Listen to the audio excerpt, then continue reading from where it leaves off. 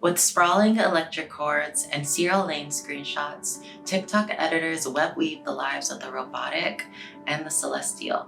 Divine machinery, a concept that I believe was first born on the internet's backbone, Tumblr, conceptualizes the connection between the spiritual and the technological. Today, I want to investigate what this says about us, the socio-political climate we inhabit, and our, weird relationship with tech. I became obsessed with divine machinery about 2 years ago, and this project was born out of that obsession. Not to sound like a 2011 hipster, but I was there when those ancient texts were typed. I watched as this niche phrase grew in popularity alongside rapid political, social, and technological changes. And it didn't seem serendipitous to me, and I'm gonna tell you why. Spoiler alert, it has a lot to do with AI and those very, very evil men that work in tech. So in a way, this video is kind of like a big FU to the worst guy you ever dated. It's really only in the last few years with smartphones that we're inside cyberspace, you could say. I think what we're inside is capitalist cyberspace. And this then has coincided in a country like the UK with the final eclipse of social democracy.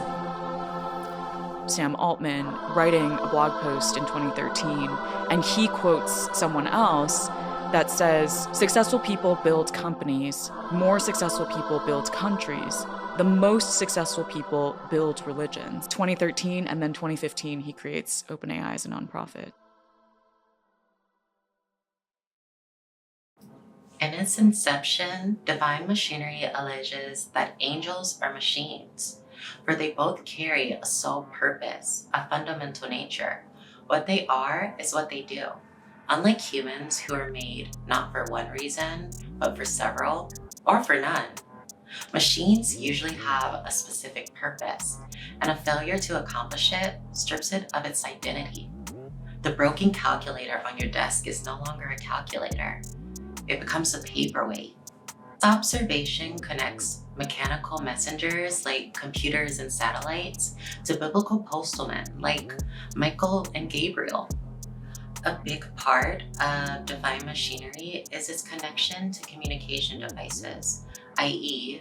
phones and computers, technology that is today at the forefront of public consciousness. I also want to note how tech compounds on each other. For instance, phones, AI, and the internet are basically inseparable at this point. What matters is that these communication devices function like angels carrying out God's will. After all, angelos, the Hebrew word which angel stems from, means messenger. In a hyper-connected world where you're viewing this from a screen, divine machinery employs us to think about our computers and our phones as personalized angels, carrying out tasks and sending out messages. In this initial understanding, humans are the creators, the gods. Our language far too complicated for the computational beings we bid to do our dirty work. Like the Christian belief, God's methods are never understood. He's beyond human comprehension, much like how we are beyond text comprehension. In our connection, there is also disconnection. This is especially applicable when thinking of AI and large language models, which are tools we've been using for communication and a plethora of other tasks. It's super easy to believe that AI actually is communicating with us, but that's not the case. It's based on data sets and context around human speech patterns. In short, it's highly specialized mimicry. When AI was released into the world, tech companies positioned it as our saving grace. Students used these personal angels to save them from looming deadlines. Companies started to factor it in as a way to save costs and cut labor. In the beginning, we were apprehensive, but somehow the tides have shifted.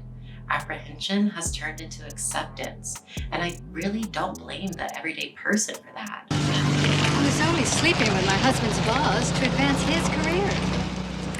Next. So, do you guys like my outfit change? Very devilish. So what about fallen angels? Angels gone bad. Technology has connected the world in amazing ways. Right now, I'm utilizing my personal angel to send out this message to you. But as much good as technology has done, there's always bad. Scary deepfakes, computer-generated art, and algorithms that funnel 12-year-old boys down into the manosphere. Not to go full Southern Baptist, but it reminds me of the devil. God's former favorite angel, Satan, as we know him today, is personified by deceit and misinformation. Like an encrypted text spawned by a virus, his mythology is based around his powers to confuse. John Milton's version of this biblical character was Promethean in nature, a take that we had never explicitly seen at the time, but has since integrated itself into the culture. Prometheus, the original firebringer, the morning star, shares similarities with Satan in name, but to confuse them as the same person is a direct misunderstanding of religious texts and its evolution over time. Nonetheless, there are similarities to behold that go beyond the fact that both have shared the name morning star, at least in reference to Milton's version, which is not definitive by any means, but shades our understanding of Satan through most media that we consume today. The most notable connection, in my point of view, is the intelligence that they bring to humanity. Prometheus brings both tips to survive and a natural and/or divine type of technology, fire. And Satan tricks Eve in the garden to eat the forbidden fruit of knowledge.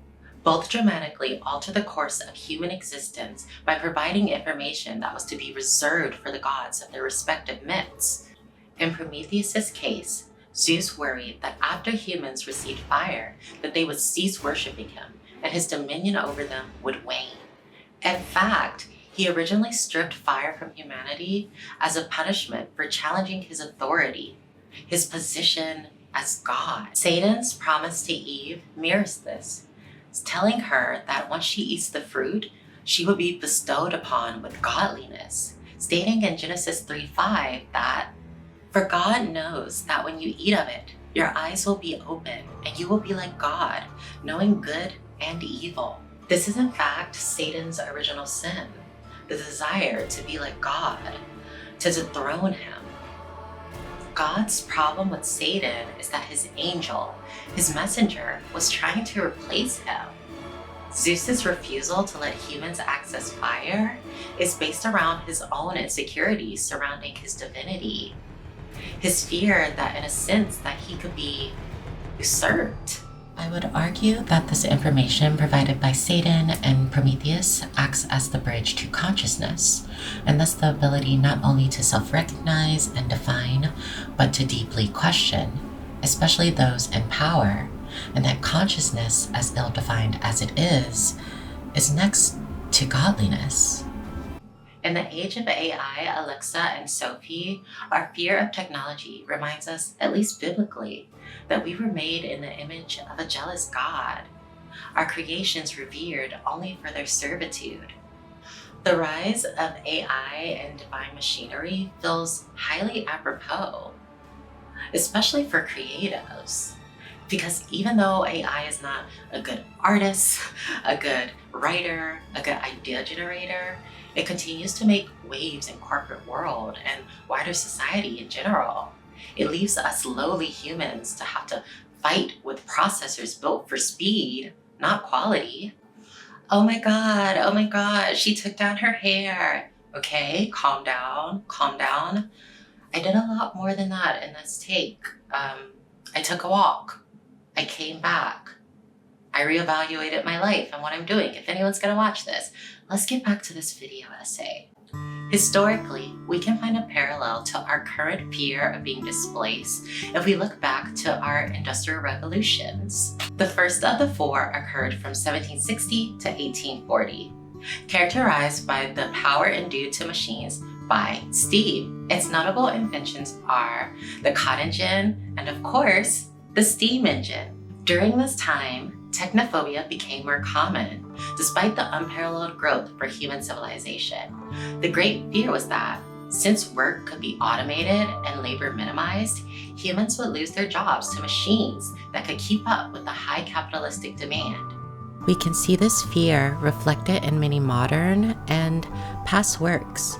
For instance, in Karel Capek's play R.U.R., R.U.R. is the play that popularized the word robot, which stems from the Czech word robota, meaning forced labor. The play follows an inventor who produces the perfect workers by creating emotionless beings. This allegorical tale would then go on to inspire works like 2003's scariest movie by my prepubescent standards, I, Robot. Can a robot turn a canvas into a beautiful masterpiece?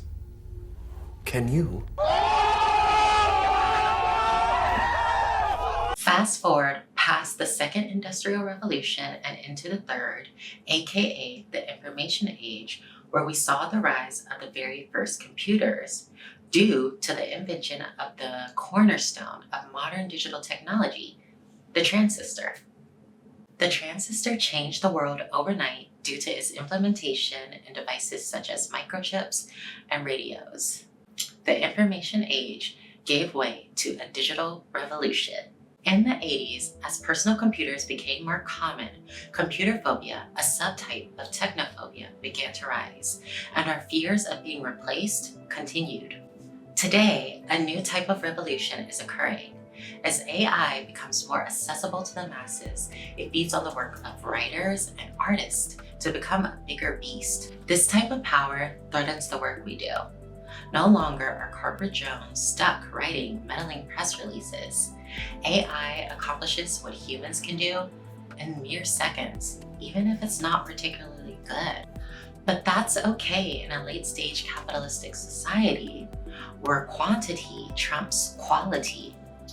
Capitalism today promotes overconsumption and overproduction, even at the cost of our limited resources, thus exploiting the planet and the workers. Generative AI's effect on the environment also cannot be understated. Every query costs copious amounts of water and electricity. Texas, a soon-to-be epicenter for AI production, nears a drought despite the devastating floods and consistent rainfall, with the state predicted to use 50 billion gallons of water for AI in 2025 in a report by the San Antonio News. Water that could be used to keep residents safe burned up for trivial queries. Additionally, Goldman Sachs reported that ChatGPT requires nearly 10 times as much electricity as a Google search.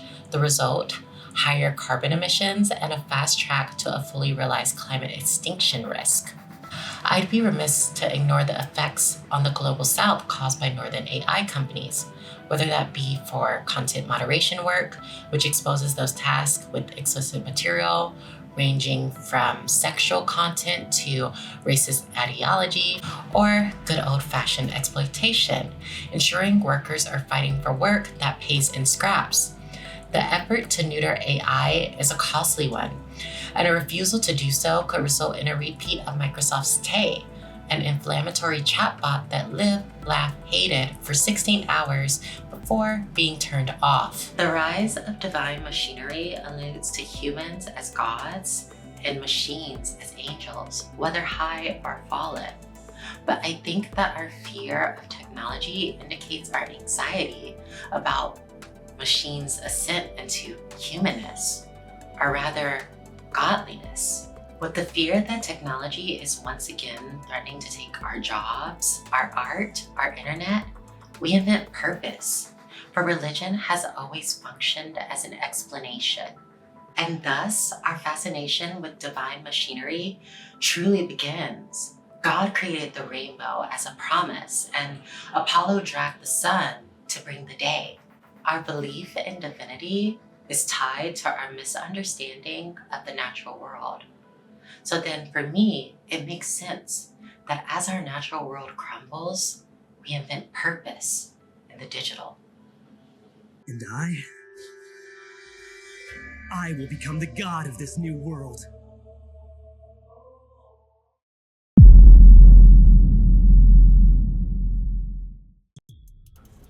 When I first began researching this video, I ideated on what technology being godlike means. Because as much of the literature positioned tech as the angel, the messenger, subservient, another section almost fearfully revered it. In Christianity, God is frequently described by the three big O's: omniscient, omnipresent, and omnipotent. To be candid, we're not there yet. But with ChatGPT receiving updates quicker than my first time, many believe that one of these big O's could be coming soon. Hold on to that thought. Chew it, let it marinate, but don't swallow it. We will digest all of it later. In the early 2000s, when dial-up wasn't just something you'd do on your phone, the internet was a place you'd go. You would sit down at your family computer and surf the web, whether that be perusing Club Penguin or, updating your MySpace. When you were done, you would go to your room to watch Justice League Unlimited or Totally Spies. Today, separation from the internet is unimaginable.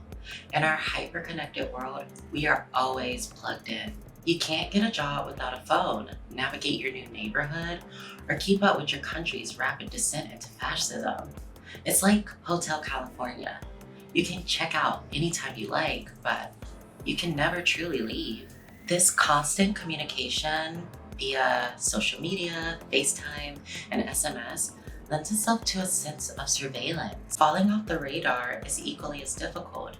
Even when off, our phones are triangulating data through unremovable operating systems. The refusal to share cookies and data doesn't halt hyper-specific recommendations, and Alexa and Siri are always eerily lurking in the background of our most intimate conversations. Our guardian angels are always watching, listening, and waiting. From text creeping, it has learned how to regurgitate the symbols that we identify with. The TikTok algorithm is a masterclass in this, sending us into endless loops of doom scrolling in an economy that has become increasingly attention-based. Tech has already succeeded at angelhood and is on the brink of true godlike divinity. Tech companies are our priests and pastors, our secrets, data given in the cyberspace confessional. These companies function as repressive religious systems. They market to us our destruction as salvation. As of today, technology and religion are intrinsically connected to capitalism.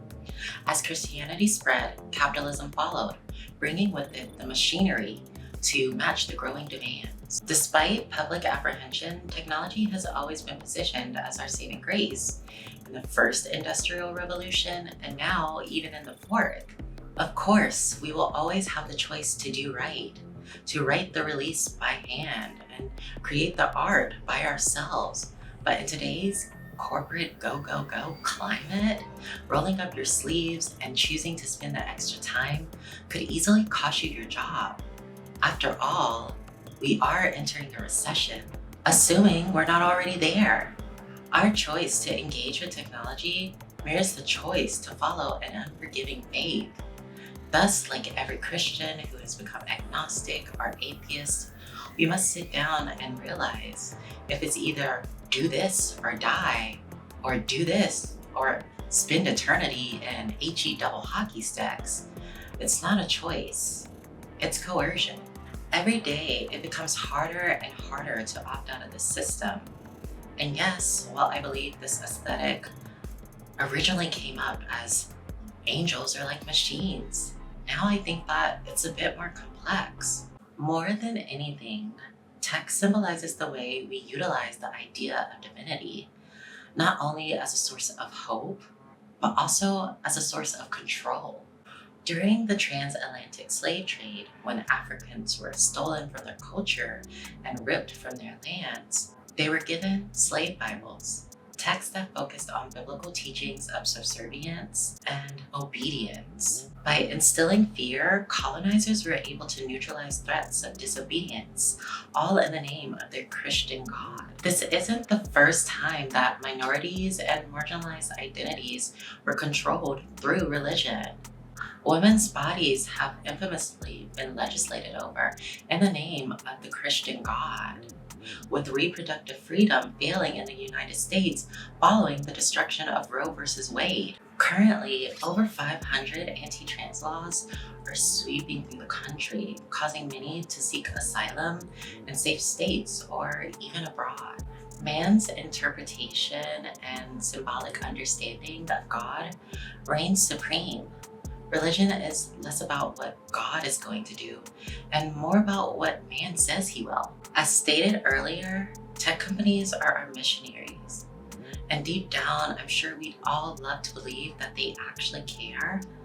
I just have trouble understanding that. In the same way that I am struggling to believe that colonizers cared about the humans that they brutalized, I struggle with the idea that a billion-dollar tech company cares about us. If they did, they would reconsider letting people play house with ChatGPT, given the repercussions on the environment and especially the marginalized identities that take space in those environments that are being destroyed by their technology.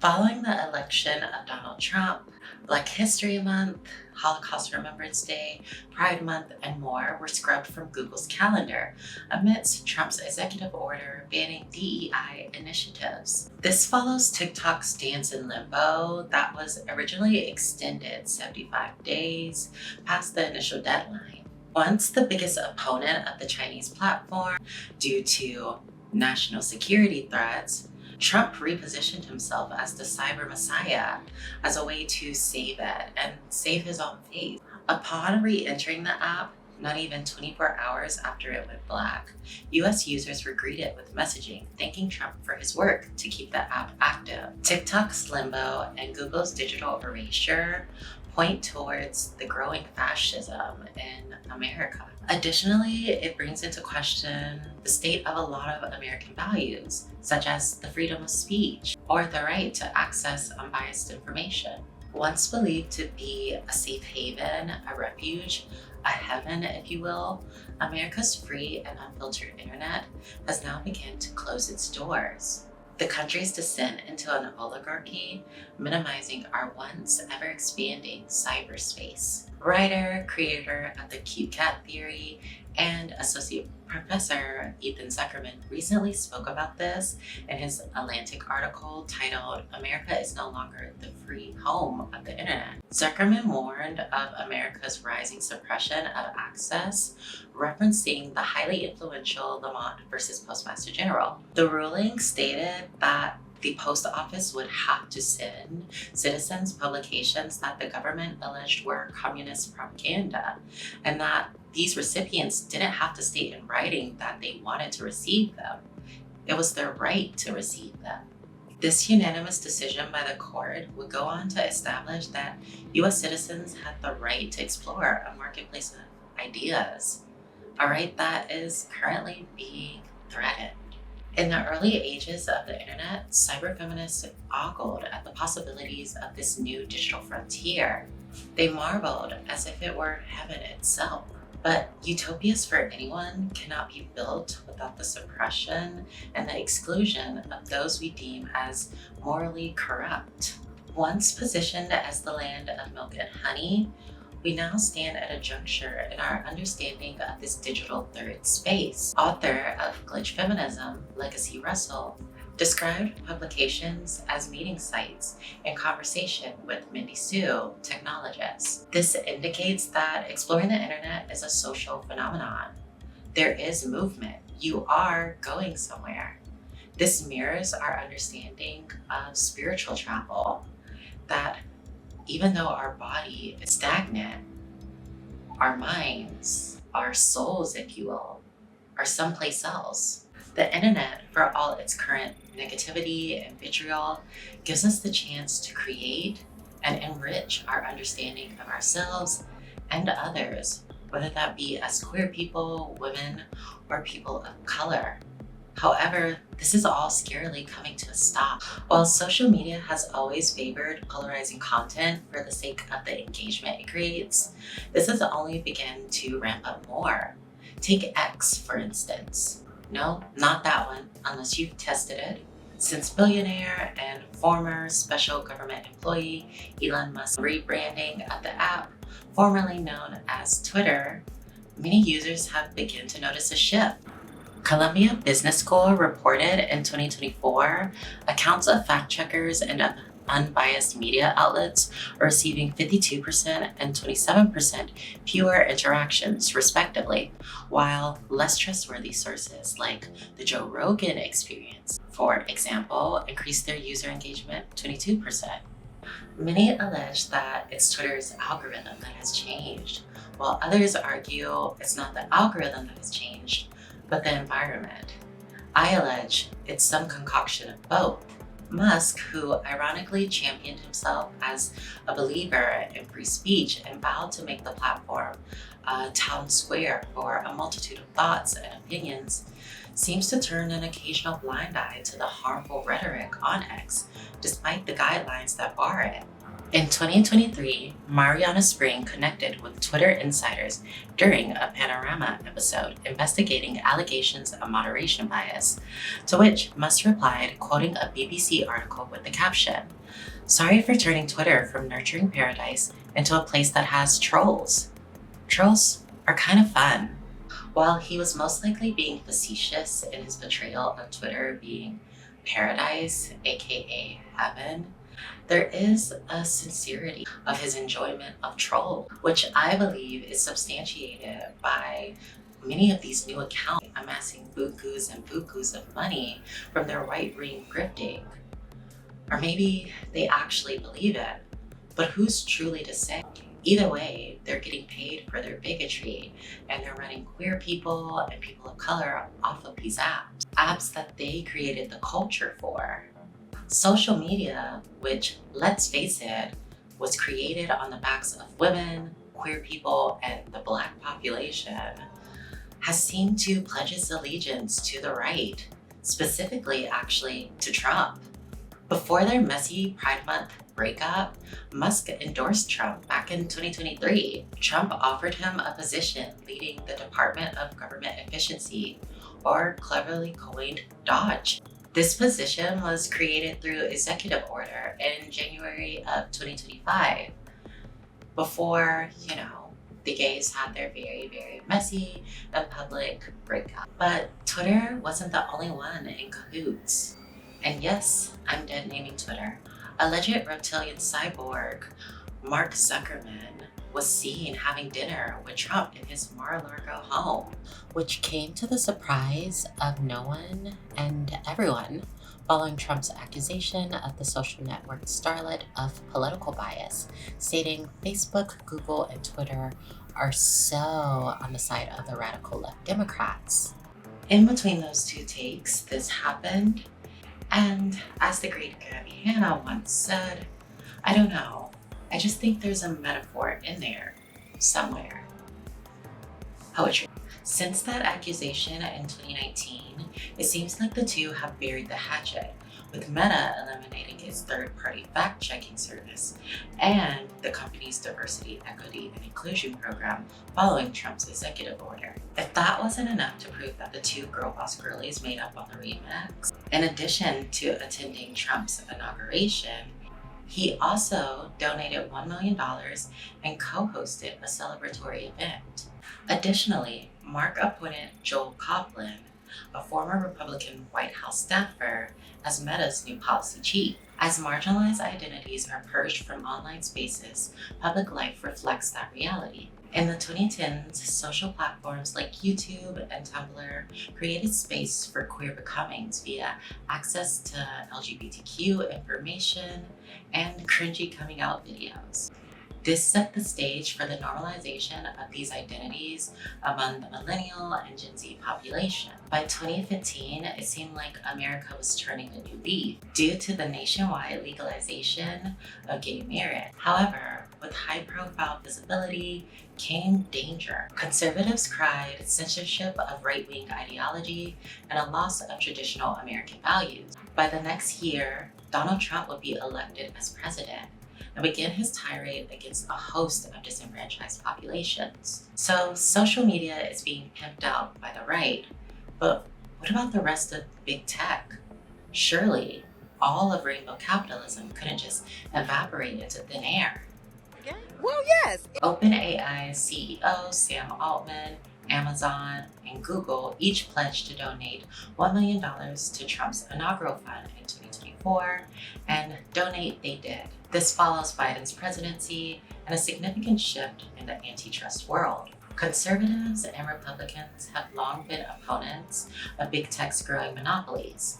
To be candid, it's a bipartisan issue. However, on the Republican side, a big reason why they're against big tech is due to the alleged censoring of right-wing opinions. Despite tech's growing desire to play nice with the right, JD Vance recently stated that they're still very much on notice, going on to say, the richest men in the world were at that Capitol on Inauguration Day. Heads of Amazon, Google, Mark Zuckerberg of Facebook. In August, you told us Google and Facebook are too big. We ought to take the Teddy Roosevelt approach. Break them up. Don't let them control what people are allowed to say. They've now donated to the Trump inauguration. Are you still going to break up big tech? We believe fundamentally that big tech does have too much power, and there are two ways they can go about this. They can either respect Americans' constitutional rights, they can stop engaging in censorship, and if they don't, you can be absolutely sure that Donald Trump's leadership is not going to look too kindly on them. Despite the fact that the Trump administration is taking a hard stance on antitrust matters, many professionals are still incredibly nervous about the future. Wedbush securities analyst Dan Ives stated in a research note after Trump's re-election, the stage is set for a golden era of deal flow among public and private tech players over the next 12 to 18 months. And John Kwoka, economics professor at Northeastern University, who has occasionally worked for the FTC and Justice Department, laments a tougher policy was in order because the tech companies in particular have been allowed to behave without any significant restraint for 20 years. Now that may not happen. After this broke, I really don't have any more space for costumes. I'm really depressed about it, and I kind of just feel like giving up. I will be wearing this for the remaining part of the video, but if you want to see me wear cute costumes, I think that you should subscribe. And I don't mean that in like, I'm gonna dress up for you, OnlyFans kind of way, but in like a intellectual, cute, girly kind of way. Intersectional feminism. But back to the bending. What political agenda could big tech have other than profit? Why would they just lie down and take it from Trump? We're about to get really fucking heady. So let's talk about transhumanism. And before you get out your pitchforks like you rightfully should, I'm not talking about that 1%, I'm talking about the other. Tech bros and Silicon Valley sisters have long dreamed of a nearby cyberpunk reality. Transhumanism, the idea that technology could help us exceed our fraught biological limitations and usher in a new era of post-human beings, sounds like something straight out of a middle schooler's science fiction novel. But alas, they are here, and it is not so glorious. Believing the niche is right and God is dead, they aim to create a digitized heaven, accessible by server, and most likely copious amounts of money. If that sounds ridiculous for the biggest minds in science to get behind, take for instance OpenAI CEO Sam Altman signing up for Nectome, a company preserving people's brains until they can one day be uploaded. Or Elon Musk and his company Neuralink, which is attempting to merge human consciousness and AI. Techie transhumanists have become so prevalent that an acronym was developed to describe their coalition of beliefs and practices. Tech realism, coined by computer scientist Tim Gebru and philosopher Amelia P. Torres, promotes the idea of a techno-utopian future filled with a radical abundance and a re-engineered post-human civilization colonizing the galaxy. The T in tech-realism stands for the previously mentioned transhumanism. The word was coined in 1957 by evolutionary biologist Julian Huxley in his essay aptly titled Transhumanism. His work would lay the fundamental groundwork for the future generations of transhumanists, covering technological post-human existence, the proposed abundance it would bring, and the eugenic framework that would get us there. Today, the biggest names in tech, such as Google, PayPal, SpaceX, Meta, Twitter, and OpenAI, are all in association with this ideology.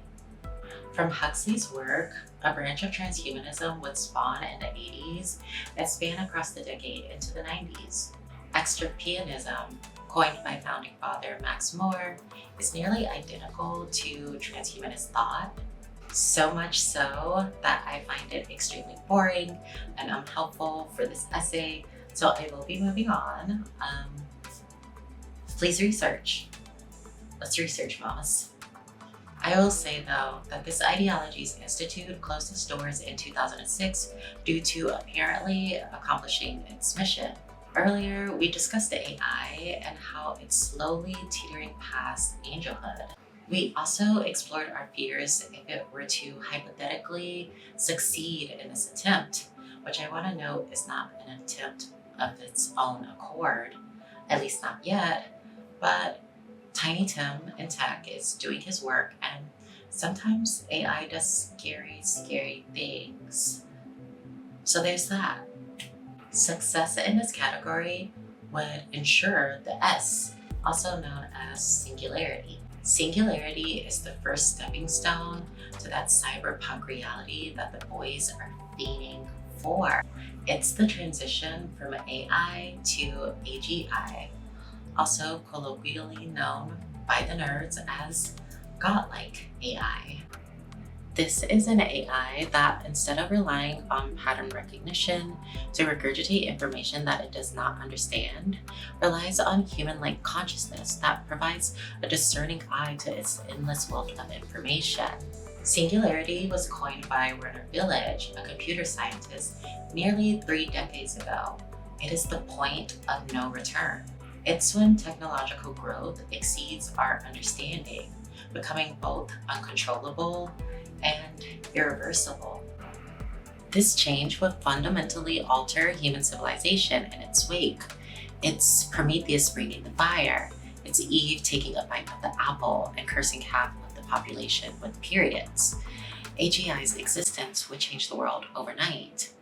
With the creation of such a hyper-intelligent being, we would essentially be out of our depth. So are you still chewing on our discussion from earlier about AI lacking 3 godlike qualities? Open your mouth. Let me check. Okay, omnipotent, omniscient, omnipresent. Good job. AGI would be omnipotent because the amount of power endowed to this being. And if you don't believe me, believe Eliezer Yudkowsky, the literal founder of the AGI field and current researcher at the Machine Intelligence Research Institute. Yudkowsky states, and I quote, "If somebody builds a too powerful AI under present conditions, I expect that every single member of the human species and all biological life on Earth dies shortly thereafter." By the way, he said this in a Time magazine interview from 2023. We've already talked about the ever-presence of technology in modern life. I don't think that I need to reiterate that to you from a screen. Just imagine that, but worse. I know some guy in the comments is typing up right now. Omniscience has been theoretically proven as an impossibility by all mathematical metrics. And I hear you, and I'm listening. So let's just say knowing in the humanistic sense, which is still minimizing the superintelligence this being could theoretically hold.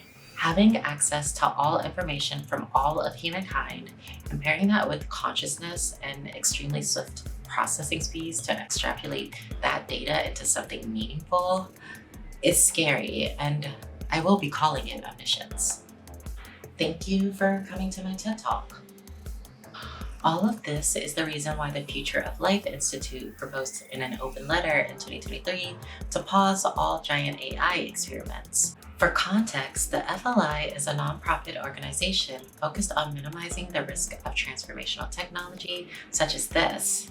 I do want to point out that they are linked to some shady figures despite their warning.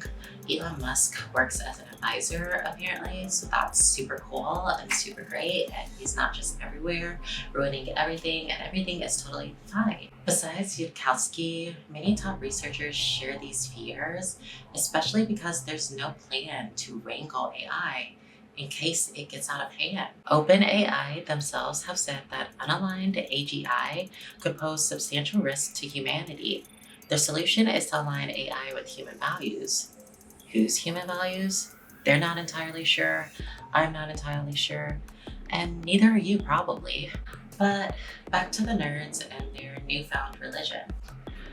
The C in cosmism is best described in the Cosmos Manifesto by Ben Gortzel as the belief that humans will merge with technology in a way that permits an indefinite lifespan to those who choose to leave the perils of biology behind. He states the goal is to develop space-time engineering beyond our current understanding and imagination that will allow, by scientific means, most of the promises of religion, which is normal. It's totally normal. Rationalism is increasing the amount of smarties doing what smarties do. Many people might assume that this means giving more people access to higher education, but it sucks to say that this is just code for eugenics. A cause for concern for many tech gorillas is that less intelligent people might outbreed more intelligent people. This would jeopardize humanity's average level of intelligence and thus thwart all plans of this cyberpunk wet dream that they have. Effective altruism is morality, or at least their twisted form of it. I'm going to talk about this in conjunction with the L because I think that's how to make the most sense of it. Long-termism is the belief that it's important to save humanity, and that this philosophy is basically essential to saving humanity. Not the humanity that exists like you and me, but the hypothetical humanity that exists in the future. Elon Musk states, we have a duty to maintain the light of consciousness, to make sure it continues into the future, maximizing cumulative civilization net happiness over time. Net happiness is like a really big thing for these guys because the amount of potential lives outnumbers the amount of current lives. Long-termists don't care about those currently affected by climate change or the poverty crisis. Those lives are but a drop of water in the ocean to them. In the early 2010s, transhumanists concluded that humanity could theoretically exist on Earth for another 1 billion years, something that I highly doubt. But nonetheless, they concluded if we colonize space, we could persist for at least this number. This doesn't count the lives that could theoretically be saved via server. So thank you, techie transhumanists, for saving those great grandkids that I will never have. Circling back to big tech companies being our missionaries, tech gorillas truly believe that they are saving us. Not the living us, but us as in humanity. But this is all incredibly rich coming from those who have the resources to survive all these crises that they're causing. This line of thinking reeks of colonization and a white savior complex, to be completely honest. It reeks of the same stench that loaded bodies on ships like cargo, instilling that good old Protestant work ethic into a population who had their own beliefs. The same stench of the legislation of women's bodies and their voices, because saving those theoretical lives is more important than the actual lives walking this earth. As James Baldwin said in Meeting the Man in 1970, you the English, you the French, you the West, you the Christians, you can't help but feel that there is something that you can do for me, that you can save me. Divine machinery is bigger than angels and gods. It speaks to our drive to want to believe in something, to grab hope in an incredibly bleak world. Our society is shifting, our platforms altering. The end of the world is imminent, whether that be by fascism, climate change, or AGI extinction risk. This isn't a call to rebuke all of your angels. Technology can be incredibly powerful and useful, especially for social movements. However, it is a call to utilize and think about your technological reliance critically, to remember that no matter what the missionaries are saying, their angels and their gods are not coming to save you. We must save ourselves and our community. I hope you liked this video. If you did, I hope you'll think about subscribing or liking it or sharing it, or just telling me what you think about this whole mess. I have been locked in my room thinking about this for days and days and months and putting this off, and it is finally here and coming out, and I'm so proud and so happy and so nervous, and I'm just giving this to you, and I hope that you have something you can take from it. I think that's the main point. So thank you for watching, and I hope I see you again.